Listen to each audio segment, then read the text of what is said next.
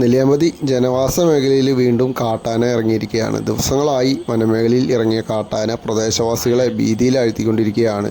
ഇന്നലെ രാത്രി 8 മണിയോടുകൂടിയാണ് തേയിലത്തോട്ടങ്ങൾക്കടുത്തുള്ള കൂനമ്പാലം പാടിയിലാണ് കാട്ടാന എത്തിയത്. പാടികൾക്കിടയിലൂടെയും വാഹനങ്ങൾക്കിടയിലൂടെയും കാട്ടാന ശബ്ദമുണ്ടാക്കി നടന്നതോടെ പ്രദേശവാസികളാകെ ഭീതിയിലായി. കഴിഞ്ഞ ദിവസങ്ങളിൽ മട്ടത്ത് പാടി ഭാഗത്തും ഈ കാട്ടാന എത്തിയിരുന്നു. സാധാരണ എത്താറുള്ള കൊമ്പനല്ലെന്നാണ് പ്രദേശികൾ പറയുന്നത്. പറമ്പിക്കുളം വനമേഖലയിൽ നിന്നെത്തിയ കാട്ടാന മിക്കപ്പോഴും ചിഹ്നം വിളിച്ചാണ് നടക്കുന്നത്. പ്രദേശവാസികൾ ബഹളം വെച്ചതിനെ തുടർന്ന് കാട്ടാനത്തോട്ടം മേഖലയിലേക്ക് ഇറങ്ങി. എന്തായാലും വളരെ ആശങ്കയിലാണ് അവിടുത്തെ ആളുകൾ.